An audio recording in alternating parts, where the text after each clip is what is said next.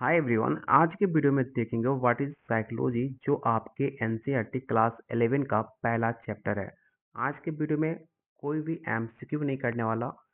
आज के वीडियो में इस टॉपिक से जितने भी इम्पोर्टेंट पॉइंट्स है जो आपके एग्जाम में क्वेश्चन बनते हैं और यहाँ से कैसे कैसे क्वेश्चन बन सकते हैं, कौन कौन से इम्पोर्टेंट पॉइंट्स है, सारा कुछ मैं आपको बताने वाला हूँ। उसे आप नोट डाउन भी कर सकते हो, जो आपके बीपीएससी तैयारी 4 और स्टेट 2026 के लिए काफ़ी ज़्यादा इम्पोर्टेंट होगा। तो चलिए शुरू करते हैं आज का इम्पोर्टेंट पॉइंट्स। लेकिन उससे पहले अगर आप बीपीएससी तैयारी 4 या बिहार स्टेट 2026 को टारगेट कर रहे हो, तो जो आपका सिलेबस है उस सिलेबस को कंप्लीट कवर करते हुए हर एक टॉपिक को MCQ, topic wise theory complete आपको क्वेश्चन नंबर मिल जाएंगे 3000 से ज़्यादा, सिर्फ और सिर्फ आपके सिलेबस के according. Most important NCERT class 11-12 का चैप्टर वाइज क्वेश्चन आंसर, जो सबसे ज़्यादा एनसीईआरटी से क्वेश्चन आपके एग्जाम में बनते हैं। साथ में topic wise theory, previous year question answer, GK GS, math, reasoning, language paper complete आपको 150 मार्क्स का नोट्स मिलेगा। अगर आप बिहार स्टेट की तैयारी कर रहे हैं तो आपको कंप्लीट नोट्स के साथ साथ arts of teaching and other skill भी दिया जाएगा, जिसे आप कंप्लीट 150 मार्क्स का नोट की तैयारी कर सकते हैं। साथ में कैसे तैयारी करनी है, किस टॉपिक पे फोकस करना है, कौन सी गलती नहीं करनी है जिससे आपका पेपर फर्स्ट अटेम्प्ट में क्वालिफाई हो जाए, हर एक चीज़ आपको प्रॉपर गाइड के साथ बताया जाएगा। कोई भी डाउट होता है तो आप मुझे इस नंबर पे कॉल और व्हाट्सएप करके डायरेक्ट मुझसे बात कर सकते हो। ये सब कुछ मिलेगा सिर्फ और सिर्फ 500 रुपीज़ में, जो आप इस नंबर पे कॉल और व्हाट्सएप करके अधिक जानकारी ले सकते हैं। तो चलिए शुरू करते हैं।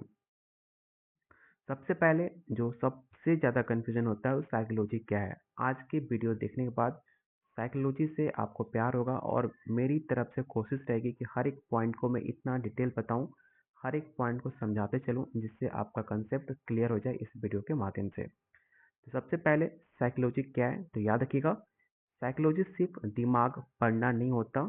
बहुत लोग को ऐसा माना जाता है साइकोलॉजी सिर्फ वही लोग पढ़ते हैं जो काफ़ी तेज होते हैं, जो दूसरे के मन को पढ़ सकते हैं। तो ऐसा कुछ नहीं है, सिर्फ दिमाग पढ़ना साइकोलॉजी नहीं होता, उससे बढ़कर भी बहुत कुछ होता है।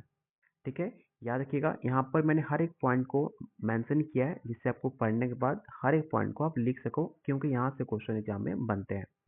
तो साइकोलॉजी कोई जादू नहीं है, सबसे पहले आपको क्लियर होना चाहिए। बल्कि साइकोलॉजी एक तरह का सिस्टमेटिक डाटा होता है और ऑब्जर्वेशन पर आधारित एक विज्ञान होता है साइकोलॉजी। तो इस पॉइंट को आप याद रखना कि साइकोलॉजी एक सिस्टमेटिक डाटा पर काम करता है और जो आप ऑब्जर्व करते हो उस आधारित विज्ञान को माना जाता है साइकोलॉजी। तो यहाँ से कंसेप्ट आपका क्लियर हो चुका होगा। इस फोटो के माध्यम से भी आप देख सकते हो कि यहाँ पर जो काला जादू हो रहा है, ये काला जादू नहीं है। ये जो डायग्राम है ये आपके एनसीईआरटी क्लास 11 से लिया गया है, जिसे फोटो के माध्यम से आपको समझाने का प्रयास है, जिससे आप आसानी से पढ़ पाओ। चाहे आप किसी भी साइकोलॉजी एग्जाम की तैयारी कर रहे हो, इसे पढ़ने के बाद आपका साइकोलॉजी कंसेप्ट एनसीईआरटी पहला चैप्टर आपका कंफ्यूजन दूर हो जाएगा। ठीक है, क्योंकि एक साइकोलॉजी सिस्टमेटिक डाटा के माध्यम से यहाँ पर समझाया जा रहा है और कैसे ऑब्जर्व करते हैं इसे बताया जाता है। चलिए अगले पॉइंट पे हम चलते हैं।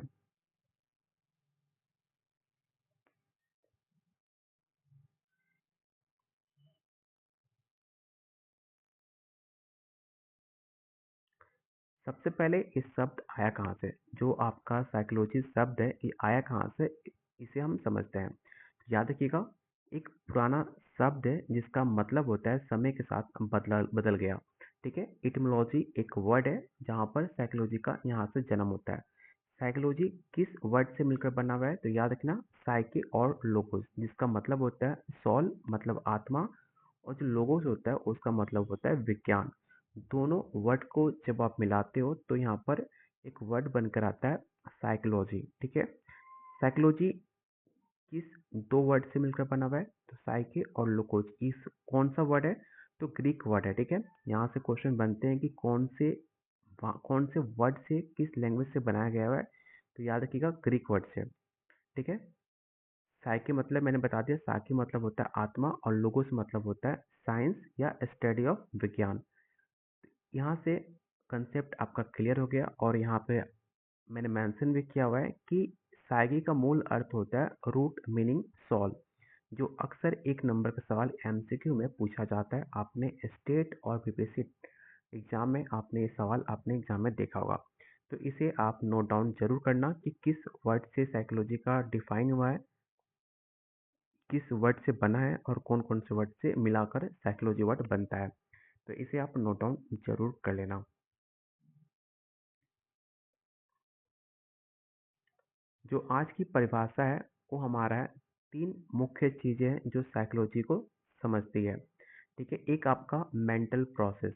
साइकोलॉजी को समझने के लिए सबसे ज़्यादा आपका मेंटल प्रोसेस काफ़ी इम्पोर्टेंट होता है, जिसमें आपका सोचना, याद रखना, प्रॉब्लम सॉल्व करना होता है।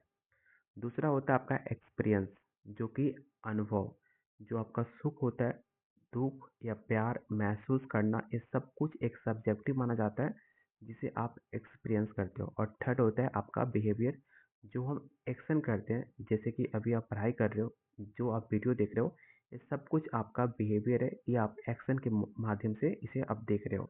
यहाँ पर एक नोट है जो आपको एनसीईआरटी में मेंशन है, उसको मैंने यहाँ पर पॉइंट आउट किया हुआ है, जिसे आप आसानी से समझ पाओ।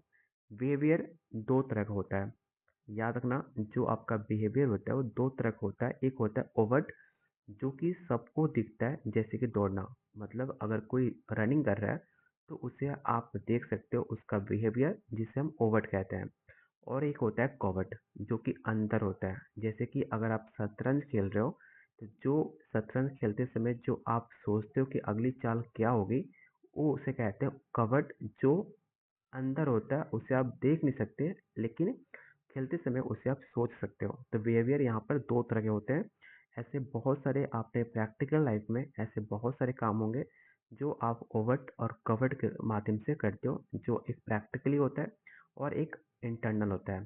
ठीक है, तो इसे आपको समझना जरूरी है, यहाँ से क्वेश्चन एग्जाम में बनते हैं। ठीक है, तो अगला पॉइंट हमारा मन और दिमाग है। बहुत बार साइकोलॉजी में एक खेल होता है, माइंड और ब्रेन में क्या डिफरेंस है, क्योंकि यहाँ से मल्टीपल क्वेश्चन एग्जाम में बनते हैं और वहाँ पर आपको कन्फ्यूजन होता है कि कौन सा राइट आंसर आपका सही होगा। तो इसे समझने के बाद आपका डाउट बिल्कुल नहीं रहेगा। तो चलिए समझते हैं कि माइंड और ब्रेन में क्या अंतर है। ठीक है, तो इसको हम हार्डवेयर और सॉफ्टवेयर का खेल के समझ के माध्यम से समझाया जा रहा है कि जो हमारा ब्रेन होता है वो फिजिकल एक अंग होता है, जिसे आप टच कर सकते हो। जितने भी आप हार्डवेयर आइटम देखते हो, लैपटॉप, सीपीयू, ये सब एक हार्डवेयर है जिसे आप टच कर सकते हो। सेम आपका ब्रेन होता है। दूसरी तरफ आपका होता है माइंड, जो एक प्रोसेस होता है, एक मेमोरी होता है, जिसे आप टच नहीं कर सकते, उसे हम सॉफ्टवेयर कहते हैं। जो आज के टाइम पे आपका मोबाइल है, जो हर चीज़ प्रोसेस करता है, वो क्या है, एक तरह का मन है, एक तरह का सॉफ्टवेयर है, जिसे आप देख नहीं सकते, उसे आप टच नहीं कर सकते, लेकिन सारा प्रक्रिया आपके सामने होते रहता है। ठीक है, सेम आपका माइंड और ब्रेन में यही अंतर है।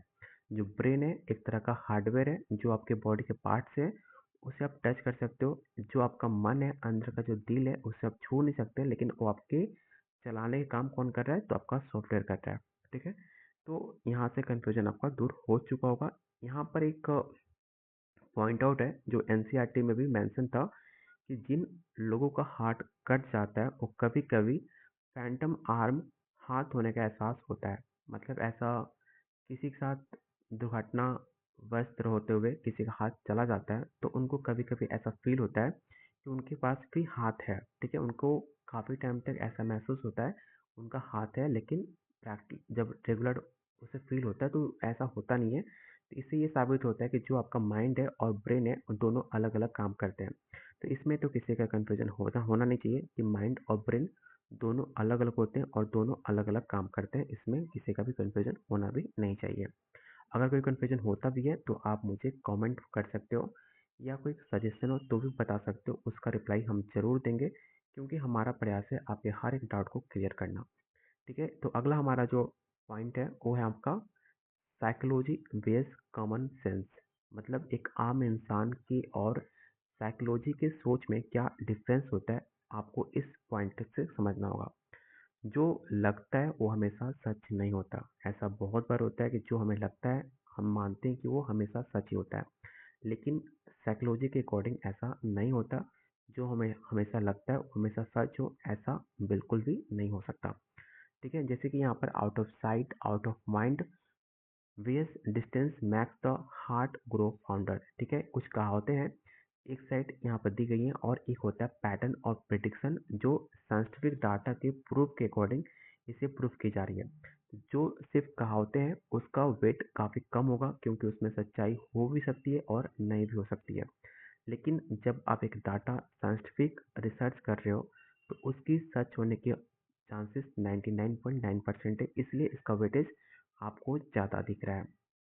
ठीक है, यहाँ पर एक पॉइंट है कि ड्रेक 1975 स्टडी के अनुसार जो मुश्किल सवाल हल करने वाले बच्चे होते हैं आसान सवाल करने वाले की तुलना में हार कम मानते हैं।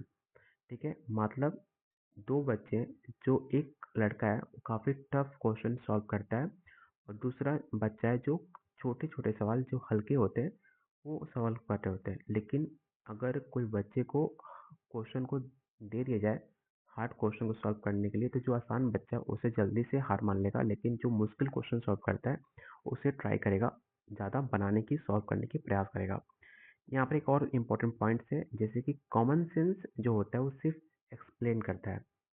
जो आपका कॉमन सेंस होता है वो सिर्फ आपको एक्सप्लेन कर सकता है, आंसर दे सकता है, जबकि जो आपका साइकोलॉजी प्रिडिक्ट है, जो भविष्यवाणी, उसको भविष्यवाणी करने की कोशिश करता है। ठीक है, तो इसे भी आप पॉइंट को क्लियर रखना। ठीक है, यहाँ से हमारा जो मेन पॉइंट है यहाँ से चालू होता है कि मनोविज्ञान का इतिहास कब शुरुआत हुआ। तो याद रखना कि मनोविज्ञान पहले एक प्रयोगशाला से स्टार्ट होता है और अब जाकर आपके क्लासरूम तक पहुंच चुका है।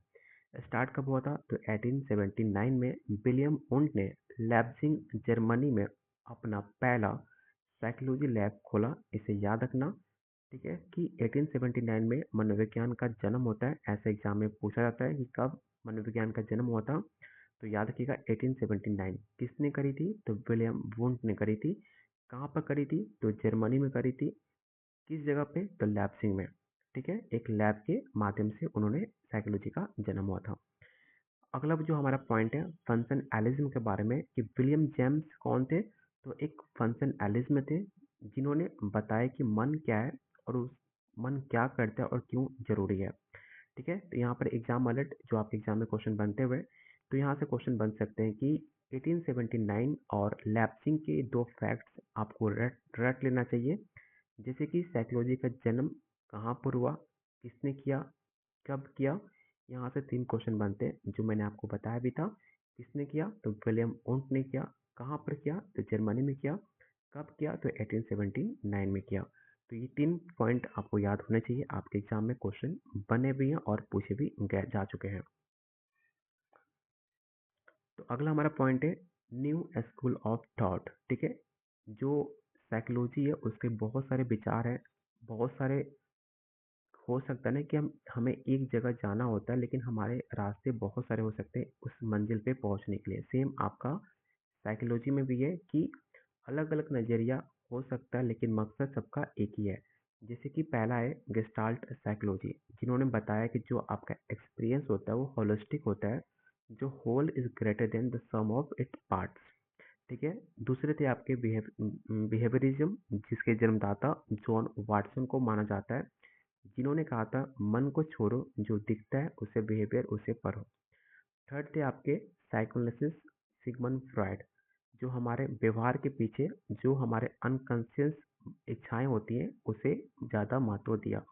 सबसे ज़्यादा चर्चा हुआ साइको एनालिसिस का, और अभी भी हम अनकॉन्शियस कॉन्शियस को हम ज़्यादा क्या बोलते हैं महत्व देते हैं। ठीक है, तो यहाँ पर एक इम्पोर्टेंट पॉइंट है, इसे आप याद रखिएगा, क्योंकि यहाँ से क्वेश्चन बनते हैं तो आपको याद होने भी चाहिए।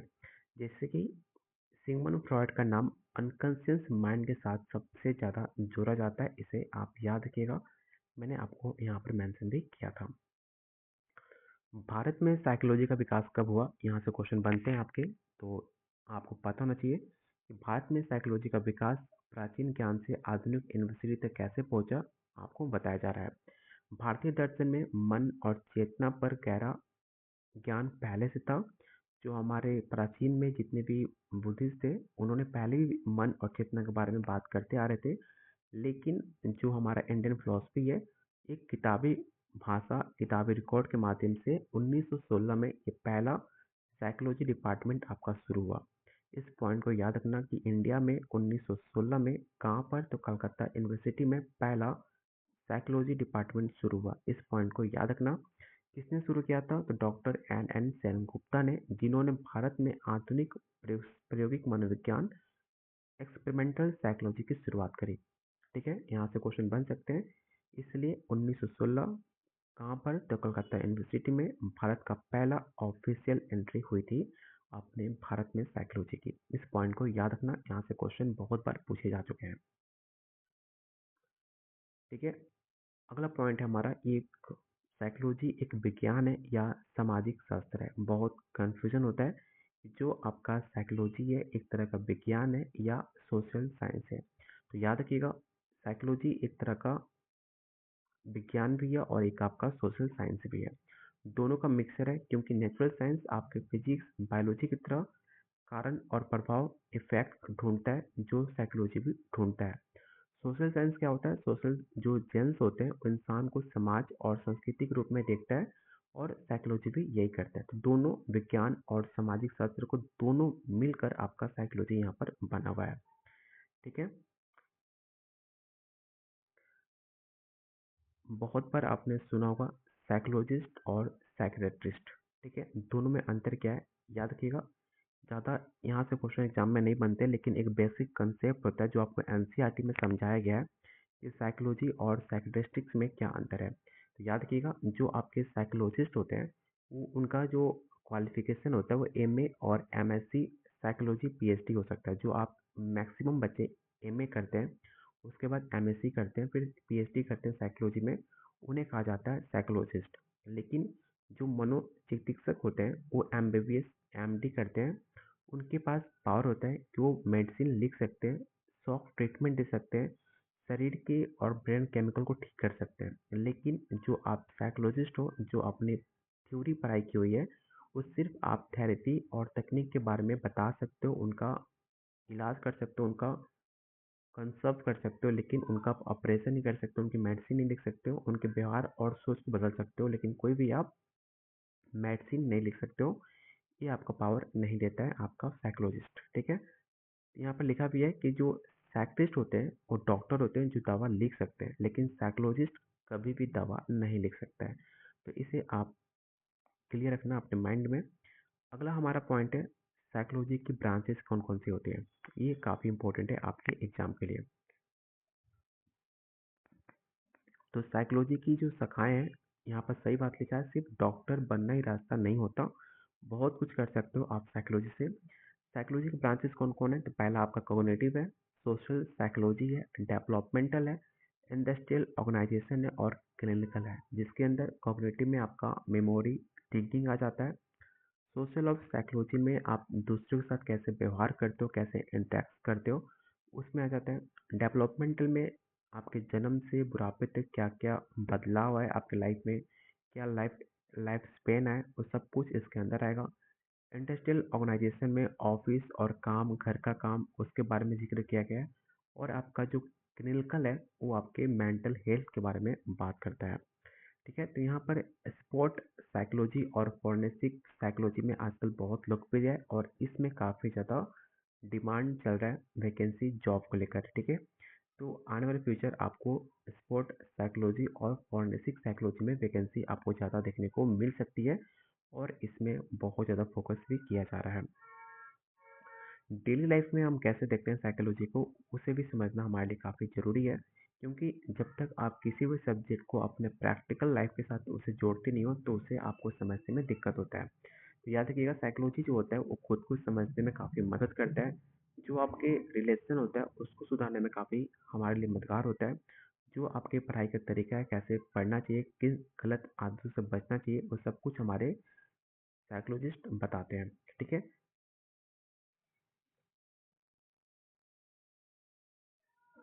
तो आज की वीडियो में जो हमने क्या क्या पढ़े, यहाँ पर मेंशन है कि जैसे कि हमने स्टार्टिंग में किए study of mental process, experience, behaviour, psychology का जन्म कैसे हुआ, किस वर्ड से मिलकर बना, कब बना, सब कुछ इस बारे में बताया गया है। फर्स्ट लव गैप कौन खोला था, कब खोला गया था, किसने खोला था, इस बारे में हमने जिक्र किया। इंडिया में साइकोलॉजी का एंट्री कब होता है, किसने करी थी, इस बारे में हमने डिस्कस किया। बिहेवियरिज्म क्या होता है और कंस्ट्रक्टिविज्म क्या होता है, इस सब कुछ हम इस बारे में बात की है आज के वीडियो में। ठीक है, अगले वीडियो में हम सेकंड चैप्टर के बारे में पढ़ेंगे। बाकी यहाँ पर आपका एनसीईआरटी का पहला चैप्टर खत्म होता है। अगर कोई इस टॉपिक से रिलेटेड आपके मन में कोई डाउट होता है या कोई ऐसे टॉपिक जो आपको कंफ्यूज कर रहा हो, आपको डाउट पैदा कर रहा हो, तो आप उस पॉइंट को कमेंट बॉक्स में लिख सकते हो। और कोई सजेशन हो हमारे लिए तो आप वो भी कमेंट बॉक्स में सजेस्ट कर सकते हो, उसे हम फॉलो करेंगे और जो आपका कमेंट होगा उसे रिप्लाई हम जरूर करेंगे। बाकी ऐसे कैंडिडेट अगर चाहते हो कंप्लीट नोट्स लेना तो आपको सिर्फ 500 में कंप्लीट नोट्स मिल जाएंगे 150 मार्क्स का, चाहे आप स्टेट या बीपीएससी की तैयारी कर रहे हो, कंप्लीट आपको नोट्स मिलेगा। कल एनसीईआरटी क्लास 11 का आज हमने पहला टॉपिक थ्योरी का पोर्शन देखा। कल के वीडियो में इस टॉपिक से टॉप 30 एमसीक्यू कवर करेंगे जो आपके एग्जाम के लिए काफ़ी इंपॉर्टेंट होगा। मिलते हैं बहुत जल्द अगले वीडियो में, तब तक के लिए कीप वॉचिंग, कीप शेयरिंग और प्लीज़ वीडियो लाइक और शेयर जरूर करना।